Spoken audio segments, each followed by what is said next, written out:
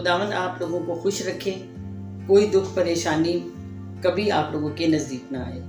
बच्चों, आज का मौजू उन बच्चों के लिए है जो कि शादी के काबिल हैं।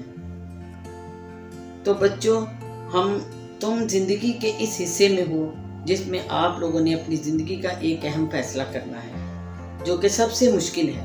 यानी 21 और 22 साल की उम्र में इंसान थोड़ा मैच्योर होता है और अच्छे बुरे की तमीज़ रखता है और उसे मालूम होता है कि मैंने अपनी ज़िंदगी का फैसला क्या करना है। तो बच्चों, अगर आप किसी को पसंद करते हो तो कभी भी अपने माँ बाप से ना छुपाओ। छुपाया वही जाता है जो कि गलत फैसला हो। अगर आप समझते हैं कि ये आपके लिए सही है तो अपने वालिदैन को इसमें शामिल करो, क्योंकि उनके पास तजर्बा भी है और अपने बच्चों के लिए कोई माँ बाप गलत नहीं सोचता। अगर तो तुम्हारा फैसला तुम्हारे हक में अच्छा होगा तो वो कभी भी इनकार नहीं करेंगे, और अगर नहीं तो वो आपको समझाएंगे। तो आप देखो कि क्या वजह है जो मेरे माँ बाप इस रिश्ते के खिलाफ हैं।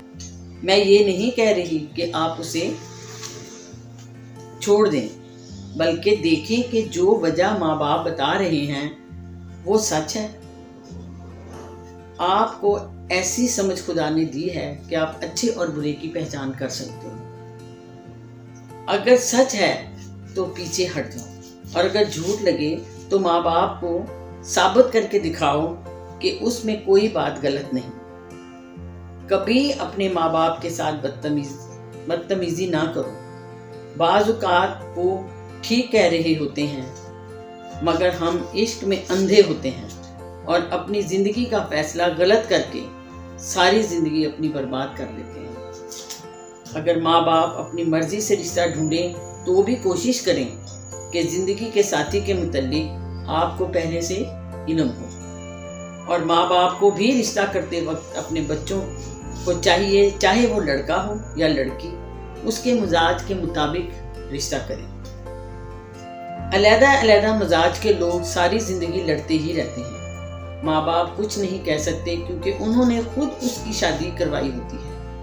इसी तरह आपस में लड़ते लड़ते वो बड़ों के साथ भी बदतमीजी करने लगते हैं, और फिर ये नौबत आ जाती है कि दोनों एक दूसरे से तंग आ जाते हैं और बात अलहदगी तक पहुंच जाती है। इसमें भी उनका कुछ नहीं जाता, बल्कि ज़िंदगी बच्चों की ख़राब हो जाती है। उन्हें समझ नहीं आती कि माँ के साथ रहें या कि बाप के साथ। ज़िंदगी बहुत मुश्किल हो जाती है।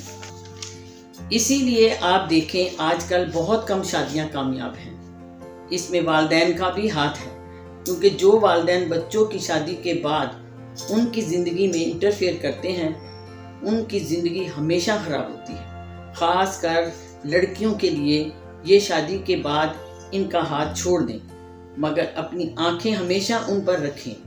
ऐसा ना हो कि वो बेचारी सच बोल रही हो और आप उसे ज़बरदस्ती वहाँ पर रहने के लिए मजबूर कर रहे हों। फिर भी उसका घर बसाने की कोशिश करें। सबसे बड़ी और अहम बात यह है कि शादी हमेशा अपने मज़हब के लड़के और लड़की या लड़की से करें। अलग अलग मज़हब में शादी बहुत मुश्किल से कामयाब होती है, और मजहबी लिहाज से भी ये गलत फैसला है। एक गलत फैसला कितने लोगों की ज़िंदगी ख़राब कर देता है, नस्लें तबाह हो जाती हैं और सारी ज़िंदगी इंसान दो हिस्सों में बंटकर रह जाता है। बच्चों को भी समझ नहीं आती कि नानी का घर अच्छा है या कि दादी का। नानी अपनी तालीम देती है और दादी अपनी। बच्चे भी कंफ्यूज हो जाते हैं। इसलिए इन सब बातों को हमेशा सामने रख कर ही अपनी ज़िंदगी का फैसला करें। बातें तो बहुत सी हैं और वक्त कम है।